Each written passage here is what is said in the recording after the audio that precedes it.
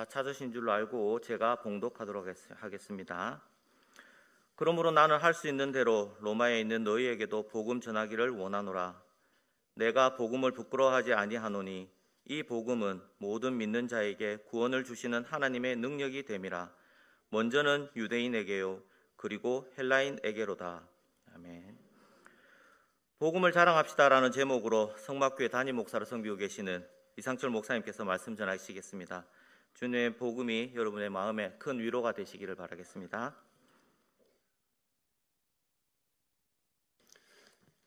성막교회 담임 목사 이상철입니다. 오늘 오후 예배는 우리 장학주일 예배로 그렇게 하나님 앞에 드리고 있습니다. 성막 장학회가 이렇게 시작이 되고 또 이 일에 많은 분들이 헌금도 하시고 헌신도 하시고 그렇게 되면서 그동안 많은 우리 학생들이 위로와 격려를 얻었습니다. 그리고 그들 중에는 우리가 바라는 대로 믿음 안에서 견실히 서 있지 못하는 그런 친구들도 있었지만 또 한편으로는 불신 가정에서나 또 우리 성도 가정에서 자란 자녀들이 믿음 안에서 여전히 견고하게 자신의 신앙을 지켜가는 그런 일들도 우리가 보게 됩니다. 이 장학 사역이 우리가 원하는 만큼의 기대를 우리에게 주지 않을 수는 있지만 이 사역을 통해서 하나님의 선한 일들이 이루어지고 있다는 것은 부인할 수가 없습니다. 저도 제 모교회에서 대학 졸업할 때까지 또 잠깐 떠난 적이 있었지만 그 기간 동안에 있으면서 교회의 도움을 많이 받았습니다. 그렇게 지내왔고 또 지금은 제가 여력이 되지 못해서 또 거기에 마땅히 반응을 하지 못하지만 조금 여력이 되면 제 후배들을 위해서도 또 생각을 하는 그런 부분들이 있습니다. 그런 생각을 한다는 건 교회가 그렇게 돌아보고 섬기고 또 위로하고 격려했던 이런 모든 것들이 저를 자라게 하고 저로 하여금 교회에 발을 붙이고 있을 수 있도록 하는 그런 힘이 되고 격려가 되었다는 것이지요. 우리 자녀들도 그런 힘과 격려를 얻고 있을 것입니다. 이 사역을 위해서 계속 기도해 주시기를 바라고 또 헌금해 주시기를 바랍니다. 이 시간에는 장학주일을 맞이해서 우리 자녀들의 믿음을 위해서 우리가 정말 중요하게 생각해야 될 부분이 무엇인가 하는 것에 관해서 여러 측면들이 있지만 이 복음을 자랑한다는 그런 측면에서 말씀을 좀 살펴보려고 합니다. 이게 이 말씀이 장학 사역 자체에 관한 그런 내용은 아니지만 우리가 어떤 마음으로 이 사역을 해 가야 되는지, 우리가 어떤 마음으로 우리의 자녀들의 믿음의 문제에 접근해야 되는지를 생각해 볼 수 있는 그런 기회가 되었으면 좋겠습니다. 오늘 복음이라는 말이 여기에 나옵니다. 복음을 자랑하라라는 말이 있는데 요즘 사회에서는 이 복음이라는 말을 굳이 교회 밖에서는 잘 사용을 하지 않습니다. 그런데 고대에서는 이 복음이라는 말이 교회에서만 사용된 말이 아니었고 일반적인 사회에서 사용되던 말이었습니다. 특별히 이 로마서의 수신처였던 로마라는 큰 도시가 있었는데 이 도시에는 이 복음에 해당되는 그런 두 가지가 있었습니다. 복음이라는 말을 풀이하면 기쁜 소식이죠, 그죠? 헬라어로 유앙겔리온이라 그러는데 고대 로마에서 유앙겔리온, 기쁜 소식이라고 말할 수 있는 것은 두 가지였습니다. 하나는 로마의 군대가 전쟁에서 이겼다는 소식이었고 또 하나는 황제의 아들이 태어났다는 소식. 이 두 가지가 기쁜 소식이라고 말해줄 수 있는 두 가지 소식이었습니다. 그래서 전쟁에 나갔던 병사 중에 한 사람이 소식을 가져오면서 내가 기쁜 소식을 가져왔다라고 말할 때 그때 그거는 전쟁에서 이겼다는 이야기고요. 또 황실에 있던 사람 누군가가 내가 기쁜 소식을 가져왔다라고 할 때는 황제의 아들이 태어났다는 그런 이야기입니다. 이게 그 당시 로마에서 인정받고 있던 두 가지 복음입니다. 이 두 가지 복음은 그 당시 로마 사람들이 기대하고 있던 평화와 관련이 되어 있었습니다. 로마 사람들은 평화에 관해서 늘 관심을 두고 있었는데 어떻게 평화가 가능하냐, 평화가 무엇이냐라고 했을 때에 미개인들, 로마 사람들이 아닌 미개인들을 로마의 군대로 정복해서 그들을 물리치고 그들이 도전하는 것들을 다 없앴을 때 그때 평화가 온다라고 생각을 했습니다. 그래서 평화를 이루기 위해서 반드시 필요한 게 뭐였냐면 힘이었습니다. 강한 군사력이 필요한 것이었죠. 그래서 로마에서는 힘이 있다는 것은 곧 선한 것이다라고 생각을 했습니다. 왜냐하면 힘이 있어야 평화를 이루는 것이기 때문에 이 힘이 선한 것으로 인정을 받는 것이죠. 대신 예수님처럼 힘이 없이 유대인들에게 잡혀 죽는 이런 일들은 아무리 예수님이 선한 존재고 착한 존재라 할지라도 무능하고 악한 것이라고 그렇게 생각을 했습니다. 자기가 주장하는 것, 또 자기를 따르는 사람을 지켜내지 못한다면 그것이 아무리 가치 있어 보여도 그건 무능한 것이고, 무능한 것은 곧 악한 것이다, 이런 생각을 사람들이 했다는 겁니다. 여러분, 그런 사회에 있어서, 그런 로마 사회에 있어서 앞에서 말씀드린 것처럼 기쁜 소식은 뭐냐? 전쟁에서 이겼다는 소식, 그리고 앞으로 우리를 전쟁에서 이길 수 있도록 할 지도력을 가진 왕자가, 후계자가 태어났다는 이 두 가지 소식, 이것이 바로 복음이었죠. 우리는 복음 이러면 예수 그리스도의 복음 이것만 있지만, 바울이 이 편지를 쓸 그 당시에 로마의 복음 또는 황제의 복음이 있었다는 겁니다. 로마 사람들은 이런 가치관을 가지고 살아갔는데, 이런 로마 사람들의 복음에 대한 이해, 가치관은 머릿속에만 있지 않았습니다. 로마 사람들은 자기들이 복음이라고 생각하는 그것들을 문화나 예술이나 건축이나 정치나 이런 것들 속에 다 스며들게 만들었습니다. 그래서 집을 지을 때도 뭘 생각하면서 집을 짓느냐 하면 얼마나 이 집이 힘 있어 보이도록 지을 것이냐. 예술을 할 때도 단순히 우리가 흔히 생각하는 순수한 예술이 아니라 로마가 자랑하는 힘을 표현하는 예술, 힘을 찬양하는 예술, 힘을 찬양하는 음악, 힘을 찬양하는 그림, 이런 것들로 이렇게 예술 활동을 했다는 것이죠.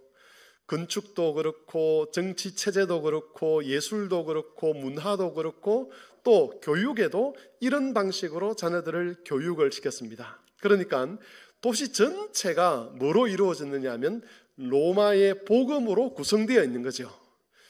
로마에 살지 않던 사람이 이제 로마에 여러분 한번 들어봐서 산다고 생각해 보십시오. 그러면 이 사람들은 로마에 딱 들어오면서부터 뭘 접하느냐 하면 로마의 복음을 접하게 되는 겁니다.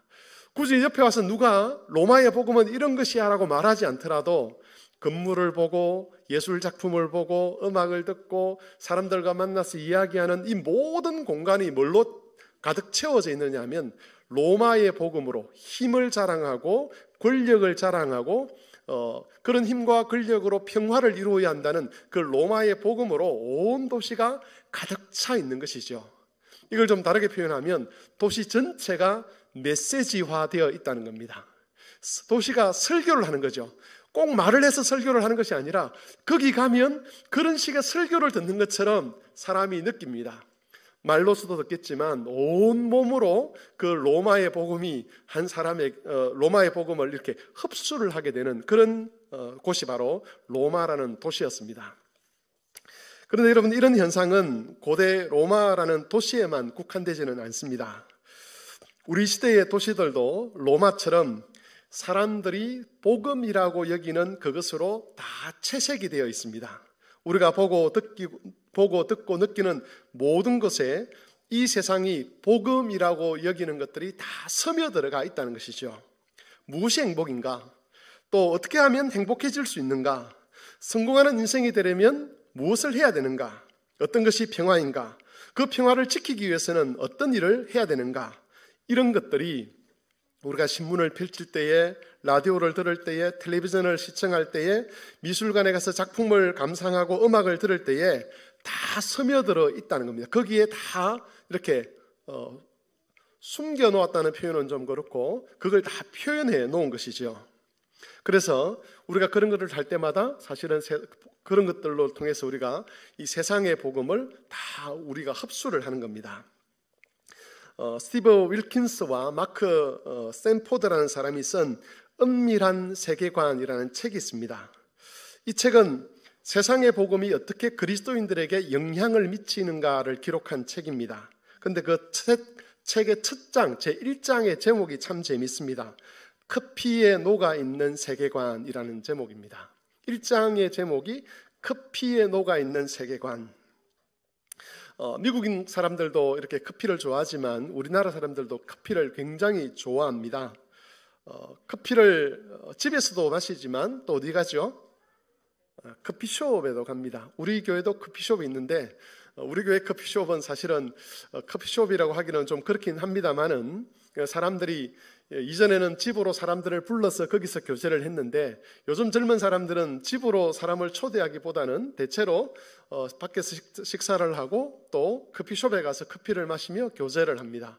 심지어 요즘은 가족 모임들도 집에서 하는 경우들이 별로 없습니다. 그렇죠? 식당에 가서 밥을 먹고 커피숍에 가서 거기서 가족들끼리 교제하다가 각자의 집으로 흩어지는 그런 경우들도 종종 보게 됩니다. 그런데 우리가 커피를 마시러 커피숍에 갈 때에 우리는 거기서 가서 커피만 마시고 이야기만 하고 나온다라고 생각을 하는데 사실 그 커피숍을 통해서 자기 복음을 설교하는 세상의 설교를 듣고 온다라고 하는 것이 바로 이 책에서 이야기하는 겁니다. 커피숍에 가서 그냥 커피만 마시고 오는 것이 아니라 그 커피숍을 통해서 세상이 우리에게 자기 복음을 들려준다는 것이죠. 우리는 돈을 사랑하는 것이 탐심, 곧 우상숭배라고 그렇게 알고 있습니다. 그래서 공식적으로 돈에 대해서 어느 정도 경계심을 가지고 있습니다.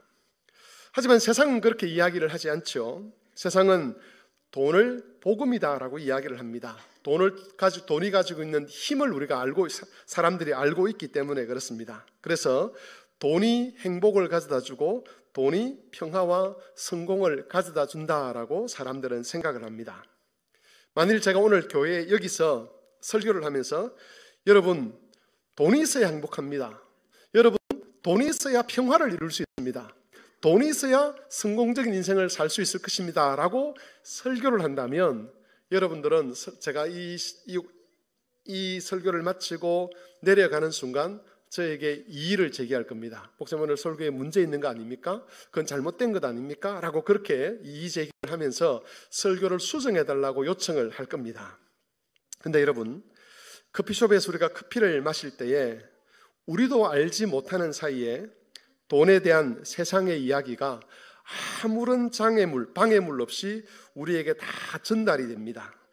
커피숍의 분위기를 통해서 또 거기 있는 여러 가지 인테리어를 통해서 거기에 드나드는 사람들의 복장을 통해서 돈이 있어야 행복할 수 있다. 돈이 있어야 성공할 수 있다. 돈이 있어야 평화를 이룰 수 있다는 이야기가 우리의 삶 속에 이렇게 우리의 인격 속에 우리의 몸 속에 스며든다는 거죠. 그건 우리가 알아차릴 수가 없습니다. 우리가 어떤 사실을 알아차리는 것을 인지한다 그렇게 이야기를 하지 않습니까? 내가 인지하지도 못하는 사이에 내 세포 속에 내 무의식 속에 세상의 복음이 세상의 이야기가 다 녹아내려져 있는 겁니다. 그래서 머릿속에서는 설교를 들었기 때문에 돈이 인생의 행복을 결정하는 것이 아니야 라는 머릿속에 지식은 있습니다. 하나님께서 돈을 사랑하는 것은 탐심이야 라고 말씀하셨기 때문에 내가 돈을 사랑해서는 안 돼 라는 그런 생각을 우리 머릿속에서는 하고 있습니다. 그런데 우리의 몸은 우리의 삶 전체는 이미 세상이 들려다주는 그 복음에 다 노출이 되어 있어서 젖어 있어서 나도 모르는 사이에 그 복음이 들어와서 내 세포와 내 어떤 인격을 다 형성하고 있기 때문에 머릿속에서는 그렇게 안 가는데 삶은 이미 돈을 사랑하는 삶, 돈을 향해서 나아가는 삶으로 바뀌어 있다는 거죠. 이게 바로 은밀한 세계관에서 가르치고 있는 우리 기독교인들이 살아가는 삶의 형편이라는 겁니다. 더 큰 문제는 실질적인 삶에서는 세상 사람들과 똑같이 살아가면서도 자기 머릿속에서는 돈에 대한 성경의 가르침이 남아있기 때문에 나는 돈에 대한 욕심이 없는 사람이야. 나는 돈을 사랑하는 사람이 아니야 라는 그런 착각을 하며 산다는 거죠. 몸은 이미 돈을 사랑하는 세상 사람들과 똑같이 살아가는데 머릿속에서만 나는 돈을 사랑하는 사람이 아니야 라고 생각하면서 자기의 이루어지는 생활하고 자기 머리가 다르게 이렇게 구별되는 모습을 보이는 것, 이게 가장 큰 문제라고 이 두 사람은 그렇게 보고 있습니다. 여러분, 이런 문제는 우리의 자녀들이라고 해서 예외가 아닙니다. 우리의 자녀들도 이 세상 문화에 둘러싸여 있습니다. 아침에 눈을 뜨고 일어나서 생활을 하는 그 순간부터 잠자리에 들기까지 세상에 거짓되고 헛된 복음에 끊임없이 우리의 자녀들이 노출되는 것이죠. 우리 자녀들도 어른들처럼 주일에 교회에 와서 설교를 듣고 또 가정에서 어떤 경우에는 부모님의 지도를 받아서 경건의 훈련을 받기도 합니다. 하지만 그런 시간들과는 비교도 되지 않는 긴 시간 동안 세상의 복음에 노출되어 있습니다. 자기도 모르는 사이에 세상의 복음이 그들의 세포 속에 스며듭니다. 자기도 모르는 사이에 세상의 복음이 그들의 무의식과 의식을 장악해 가는 것이죠. 그래서 앞에서 말씀드린 것처럼 머리에는 그리스도의 복음이 남아있는데 그 몸과 삶은 세상의 복음으로 다 채색이 되어 버렸습니다. 그래서 교회를 다닌다는 것 외에는 생각하는 것도 말하는 것도 행동하는 것도 세상에 속한 아이들과 전혀 다름이 없는 것, 이게 오늘날 그리스도인들의 자녀들의 보통의 형편이다라고 그렇게 사람들은 보고 있습니다. 이렇게 살다가 부모님들의 권위 아래 있을 때는 그게 표가 나지 않습니다. 그런데 자기가 자기 삶을 스스로 결정해야 되는 그 때가 오면 이미 자기 몸에 익숙해져 있는, 자기를 물들이고 있는 그 세상의 방식에 따라서 선택을 하고 결정을 하고 삶을 꾸려가는 것이죠. 그러다가 나중에 교회를 떠나는 그런 결과에 이르게 되는 겁니다. 이게 바로 우리와 우리 자녀들이 처해 있는 영적인 현실입니다. 우리는 그동안 이런 생각을 해왔습니다. 주일날 교회 가서 예배 잘 드리면 되지. 우리 자녀들의 신앙 문제와 관련해서도 주일날 다른 데 안 가고 교회에 가서 예배 드리고 주일학교 모임에 잘 참석하면 되지, 그렇게 하면 신앙생활 잘 하는 것이지라고 생각을 했는데 그렇지 않다는 것이죠. 우리를 둘러싸고 있는 세상의 문화가 끊임없이 우리에게 우리가 알고 있는 그 복음 말고, 예수 그리스도의 복음 말고 로마의 복음과 같은 이 세상의 복음을 우리에게 전해주고 있고, 우리는 아무런 장애물과 방음물도 없이 그것들을 고스란히 온 몸으로 온 인격으로 흡수를 하고 있는 겁니다. 우리도 알지 못하는 사이에, 이게 중요합니다. 우리도 알지 못하는 사이에 이미 우리의 삶 전체가 세속화되어 버리는 것이죠. 오늘 본문 말씀에 오시면 바울은 나는 복음을 부끄러워하지 않는다라고 그렇게 선언을 합니다. 이 말은 강조의 표현입니다. 이 말은 나는 복음을 아주 자랑한다, 그런 의미가 담겨 있는데 그것보다 훨씬 더 강한 의미로 표현을 하고 싶은 겁니다. 나는 정말 복음이 자랑스러워 이러고 싶은데 이게 잘 표현이 안 되니까 부정언을 쓰는 거죠. 나는 복음을 부끄러워하지 않는다, 그렇게 이야기를 하는 겁니다. 바울이 여기서 부끄러워하지 않는 복음, 자랑하고 싶은 복음은 로마 사람들이 알고 있던 바로 그 로마의 복음은 아니었습니다. 전쟁에서 승리했다는 소식이나 황제의 아들이 태어났다는 그런 것들은 바울이 자랑하고자 하는 그 복음과는 아무런 관련이 없었습니다. 바울이 로마에 있는 그리스도인들을 향해서 나는 복음을 자랑한다, 복음을 부끄러워하지 않는다라고 할 때 그 복음은 우리가 알고 있는 예수 그리스도의 복음입니다. 그리고 바울이 나는 복음을 자랑한다라고 말할 때 그 말은 내가 자랑한다는 사실을 밝히는 것이기도 하지만 그 로마에 있던 그리스도인들을 향해서 너희도 복음을 자랑해야 된다는 것을 말하고 싶은 겁니다. 나는 복음을 자랑한다, 끝. 그게 아니라 나는 정말 이 복음을 자랑하고 싶다. 그런데 너희도 이 복음을 자랑해야 된다라고 그렇게 말하고 있는 것이죠.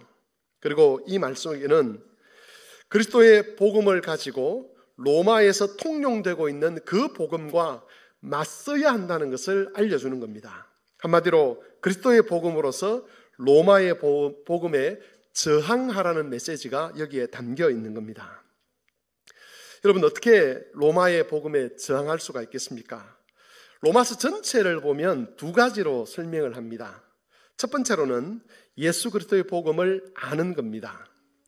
로마서는 내용상 두 부분으로 나눌 수가 있습니다. 1장에서 11장, 12장에서 16장까지 나눌 수 있는데 1장에서 11장까지 내용은 뭐냐면 로마의 복음과 구별되는 예수 그리스도의 복음이 도대체 뭐냐 하는 것을 설명을 하고 있습니다. 로마의 복음에 대해서는 로마 사람들이 다 알고 있었습니다. 로마에 있는 그리스도인들도 알고 있었습니다.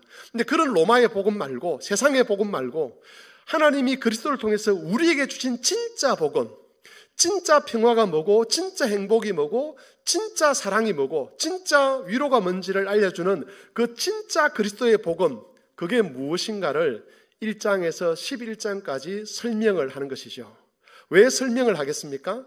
너희가 정말 이 세속의 복음, 로마의 복음에 대항하며 살기 위해서는, 복음을 자랑하며 살기 위해서는 진짜 복음이 무엇인지를 알아야 한다는 겁니다. 그래서 차근차근 그 그리스도인들에게 예수 그리스도께서 이루신 일이 무엇인지, 그리스도 안에서 약속된 것이 무엇인지를 설명을 해 나가는 겁니다. 만일 예수 그리스도의 복음을 제대로 알지 못하게 된다면 우리는 세상의 복음에 대해서 제대로 된 안목을 가지지 못하게 되고, 이전에 앞에서 말씀드린 것처럼 단순히 몸으로만 세상의 복음을 받아들이는 것이 아니라 머리를 통해서도 세상의 복음을 받아들이는 그런 오류에 빠질 수가 있습니다. 전에 한때 제가 대전에서 들었던 설교에 대해서 한번 말씀을 드린 적이 있지 않습니까? 대전 극동방송에서 나온 설교였습니다. 그 설교 내용 중에 그런 것이 있었죠. 한 손에는 북이, 한 손에는 영화, 이렇게 하고 주시옵소서, 주시옵소서, 주시옵소서라고 외치도록 하는 그런 집회가 있었습니다. 예수 그리스도의 복음이 무엇인지를 정확하게 알지 못하니까 마치 세상의 복음이 그리스도의 복음인 것처럼 그렇게 착각을 하게 되고, 그리스도 안에 있으면서도 세상의 복음을 향해 가는, 머리로도 가는 그런 오류를 범하게 되는 것이죠. 그런 오류를 범하지 않도록 하기 위해서 바울은 너희가 그리스도의 복음이 무엇인지 알아야 된다, 구체적으로 알아야 된다라고 가르치는 겁니다. 여러분, 우리는 이 점을 기억을 해야 합니다. 우리 시대에도 그리스도의 복음이 아닌 이 세상이 기뻐하는, 이 세상의 것으로 기쁜 소식을 만들려고 하는 그런 사람들이 있습니다. 우리의 생각과 삶이 이 세상의 그런 겉된 복음에 물들지 않기 위해서는 그리스도의 복음이 무엇인지를 항상 기억하고 그것으로 자기의 삶을 해석하는 그런 훈련들이 필요합니다. 그리스도의 복음을 바로 세우고 그것에 대해서 깊이 묵상하는 것을 통해서 은밀하게 우리에게 영향을 미치려고 하는 이 세상의 복음을 알아차리고 그 가르침에서 벗어날 수 있어야 한다는 것이죠. 그래서 여러분들도 일상의 삶을 살아가면서 정말 하나님 말씀을 잘 묵상을 해야 합니다. 주일날 설교 한번 들었던 것으로 끝이 아니라 설교 들었던 것에 대해서 의구심이 있으면 그것을 가지고 한 번 더 들어도 보시고, 또 묵상도 해보시고, 이걸 어떻게 적용할 것인가도 생각해 보시고, 그것 외에도 성경을 읽거나 경건서적을 읽거나 그렇게 하시면서 예수 그리스도의 복음이 무엇이고 내 삶은 그 복음과 어떻게 간격이 나 있는지를 살피면서 이 간격을 좁혀가는 그런 생활을 해 가야만 한다는 것이죠. 그래야만 우리의 삶이 이 진리에서 벗어나지 아니하고 하나님이 주신 그 영생의 기쁨들을 누려가면서 이 믿음의 길을 갈 수가 있는 겁니다. 특별히 여러분, 우리의 자녀들이 그리스도의 복음을 배우도록 하는 일에 있어서 좀 힘을 써야만 합니다. 잘 아시겠지만 학교에서 가르치는 어떤 영어, 수학, 국어 이런 과목들을 자녀들에게 가르치기 위해서 애를 쓰는 사람들은 많지 않습니까? 그런데 그것도 중요하죠. 중요한데 그것 못지않게, 아니면 그것보다 훨씬 더 중요한 것이 예수 그리스도의 복음을 제대로 알게 하는 겁니다. 여러분, 주일날 주일학교에 아이들을 보냈다고 해서 절대 안심하시면 안 됩니다. 주일날 우리 자녀들이 교회에 와서 주일학교에서 성경을 배우고 하나님 말씀을 배우는 시간이 30분 이상이 잘 안 됩니다. 보통 우리 주일학교에서 1시간 정도 하는데요, 또 나머지 프로그램들도 있기 때문에 진짜 하나님 말씀을 배우는 시간이 30분이 안 됩니다. 세상의 지식을 배우고 세상의 문화를 통해서 세상의 복음을 배우는 시간에 비하면 100분의 1도 되지 않는 그런 시간 동안만 성경을 배웁니다. 만일 가정에서 자녀들이 성경을 알아가도록 가르치지 않는다면 우리 자녀들은 정말 성경에 대해서 배가 고파 굶어 죽는, 영적으로 굶어 죽도록 내버려지는 그런 아이가 될 수밖에 없다는 것이죠. 그래서 가정에서 자녀들이 하나님의 복음, 예수 그리스도의 복음이 무엇인지를 알 수 있도록 끊임없이 지도하고 가르쳐야만 하는 겁니다. 그럴 때에 거짓 세상의 복음을 알아차리게 되고 거기에 속지 아니하고 참 복음 안에서 영생의 길을 갈 수가 있을 것입니다. 복음을 자랑하는 두 번째 요소는 그리스도의 복음이 가르치는 대로 사는 겁니다. 로마서 1장에서 11장까지는 그리스도의 복음이 무엇인가를 설명했는데 12장부터 16장까지는 그러면 그 복음을 아는 자들이 어떻게 살아야 되는가를 가르치고 있습니다. 그 서론에 해당하는 말씀이 12장 1절 2절인데 로마서 12장 1절 2절 화면을 통해서 같이 한번 읽도록 하겠습니다. 시작. 그러므로 형제들아 내가 하나님의 모든 자비하심으로 너희를 권하노니 너희 몸을 하나님이 기뻐하시는 거룩한 산 제물로 드리라. 이는 너희가 드릴 영적 예배니라. 너희는 이 세대를 본받지 말고 오직 마음을 새롭게 함으로 변화를 받아 하나님의 선하시고 기뻐하시고 온전하신 뜻이 무엇인지 분별하도록 하라. 바울은 여기서 이 세대를 본받지 말라라는 말로 시작을 합니다.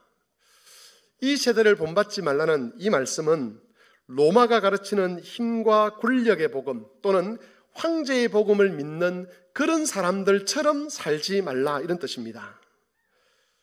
힘이 있는 것이 복음이고 권력이 복음이라고 생각하는 사람들의 삶의 방식이 있습니다. 그 사람들은 힘과 권력을 쫓아 살아갑니다. 재물을 쫓아 살아가죠. 그리고 그런 사회에서는 힘과 권력이 없는 사람들은 무시를 당하고 조롱을 당하고 학대를 당합니다. 우리 사회에도 갑질 문화라는 것이 있지 않습니까? 바로 로마의 복음과 같은 황제의 복음과 같은 그런 가치관에서 나오는 삶의 한 형태가 그런 겁니다. 이것 외에도 다양한 삶의 형태들이 있습니다. 자기보다 힘 있는 사람에게는 아부를 하지만 자기보다 힘없는 사람들, 가난한 사람들, 약한 사람들은 무시하고 학대하고 멸시하는 것이 이 세상의 모습인데 그게 단순히 그 모습 하나로만 나타나는 것이 아니라 그 이면에는 황제의 복음이라는 것, 로마의 복음이라고 하는 가치관이 자리를 잡고 있고 거기서부터 다양한 삶의 방식들이 나오는데 그런 것들을 본받지 말라는 겁니다. 그러면 어떻게 해야 되느냐? 대신 바울은 이렇게 말합니다. 하나님의 선하시고 기뻐하시고 온전하신 뜻이 무엇인지 분별하고 그 뜻에 순종하기 위해서 자신을 산 제물로 하나님께 드리라라고 권면을 합니다. 로마서 12장부터는 그리스도의 복음을 믿는 사람들이 어떻게 살아야 되는가 하는 것을 가르치는 말씀인데 그런 삶을 일으켜서 하나님께 드리는 산 제물이 되는 것이다 라고 말씀하고 있는 것이죠. 그래서 여러분 이것은 일종의 영적 전쟁과도 같습니다.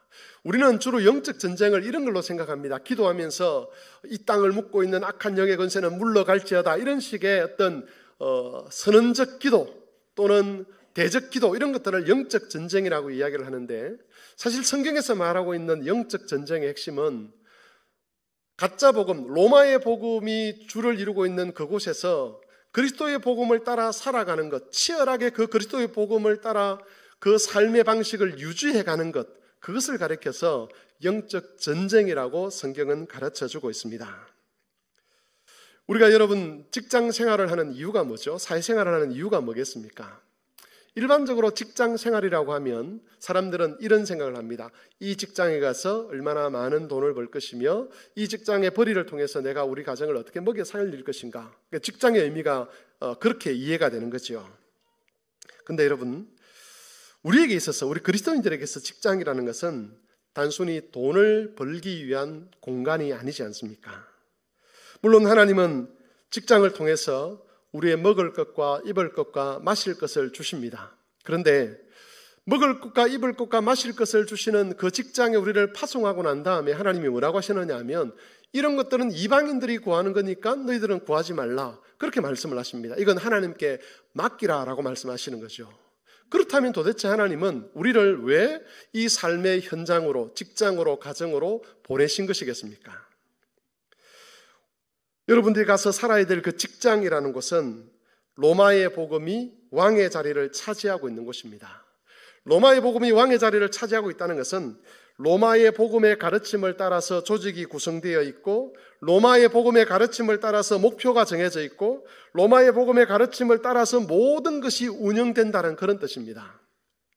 주님은 바로 그런 곳으로 우리를 파송하셨습니다. 돈을 벌기 위해서 파송하신 것이 아니죠. 그건 하나님께서 알아서 하시겠다고 말씀하셨습니다. 그러면 무엇을 해야 되느냐? 그곳에서 진짜 복음, 예수 그리스도의 복음의 진실함을 드러내도록 하기 위해서, 앞에서 말씀드린 표현을 하자면 영적 전쟁을 하도록 우리를 거기로 파송을 한 겁니다. 거짓 복음이 주인 노릇하고 있는 그 세상 속에 들어가서 진짜 복음이 무엇인지를 삶으로서 살아내도록 하는 것, 그게 하나님께서 우리를 세상으로 파송하신 목적이라는 것이죠. 바로 그것을 가리켜서, 그런 삶을 가리켜서 사도 바울은 복음을 부끄러워하지 않는 것이라고 말을 합니다. 다른 말로 하면 복음을 자랑하는 것이라는 그런 말입니다. 복음을 자랑한다는 것은 나는 복음이 좋아, 나는 복음을 자랑할 수 있어 라고 하는 말로서 하는 것이 아니라, 그 복음의 진실된, 그 복음의 옳음을 믿고 거짓 복음이 주를 이루고 있는, 거짓 복음에 의해서 이루어지고 있는 그 세상 속에 들어가서 내가 믿고 있는 이 참 복음의 가르침대로 사는 겁니다. 평화란 뭐냐? 힘을 가지고 다른 사람을 눌러서 그 모든 갈등을 없애버리는, 그게 평화가 아니고, 전쟁을 통해서 이방 나라를 물리치고 얻는 그런 게 평화가 아니고, 진짜 평화는 예수 그리스도 안에서 죄가 용서받고 예수 그리스도 안에서 죄인이 용납되어 하나님과 화목한 것이고, 하나님께서 나를 용서하신 그것 때문에 다른 사람의 허물과 죄를 용납해 줌으로 화목한 것, 이게 진짜 평화죠. 이 진짜 평화의 복음을 가진 사람으로서 로마의 평화를 주장하는 사람들 틈바구니 속에서 어떻게 이 진짜 평화를 드러내며 살 것인가를 고민하고 실제로 그렇게 살아가도록 하기 위해서 하나님께서 우리를 파송한 겁니다. 여러분, 성경은 종종 그리스도인들이 고난받게 될 것이라고 그렇게 가르쳐주고 있습니다. 왜 그런 가르침이 있겠습니까?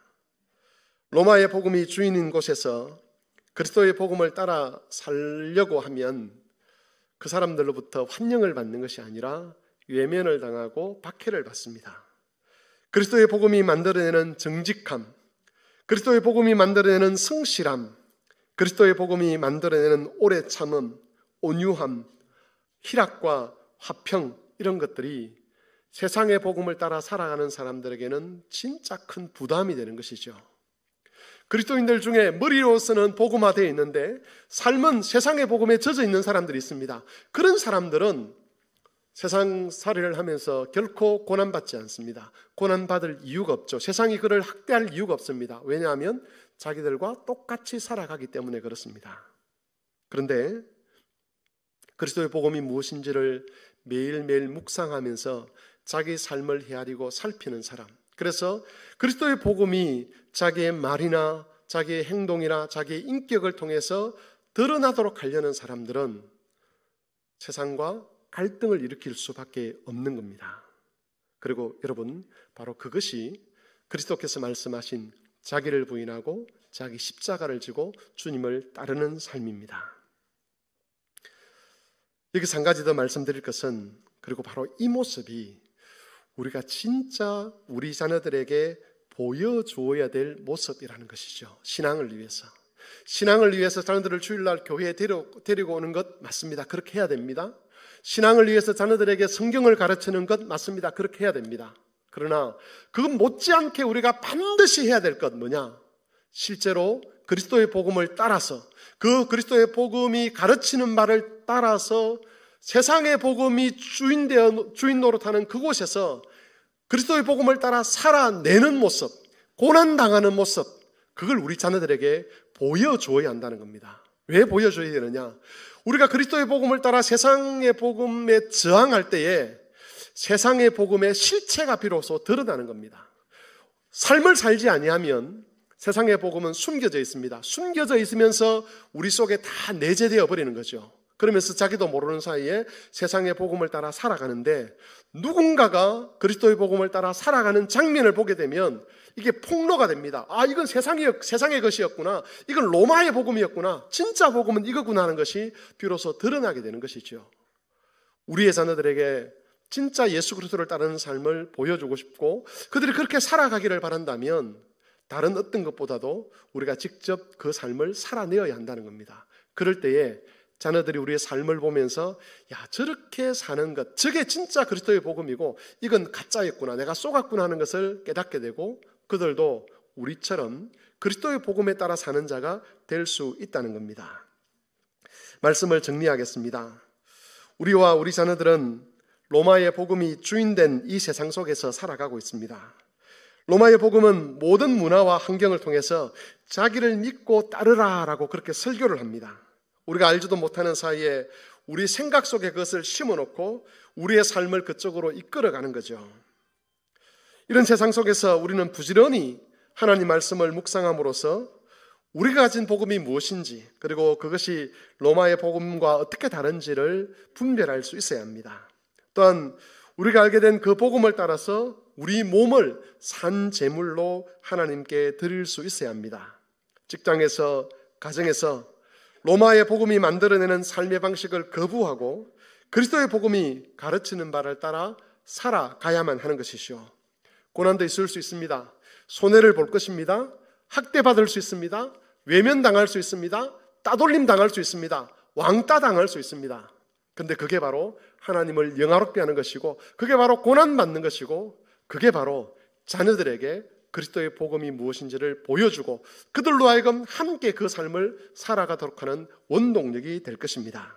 이 말씀들을 기억하셔서 우리 자녀들에게 멋진 그리스도인의 모습을 보여주고 멋진 그리스도인의 삶을 보여줌으로써 세상과 진짜 복음을 우리 자녀들이 구별하고 그들도 이 영광스러운 삶에 동참할 수 있도록 본을 보여주시는 그런 성도들이 되실 수 있기를 바랍니다. 주님의 말씀을 생각하며 우리 인도자 나올 때까지 같이 한번 기도하겠습니다.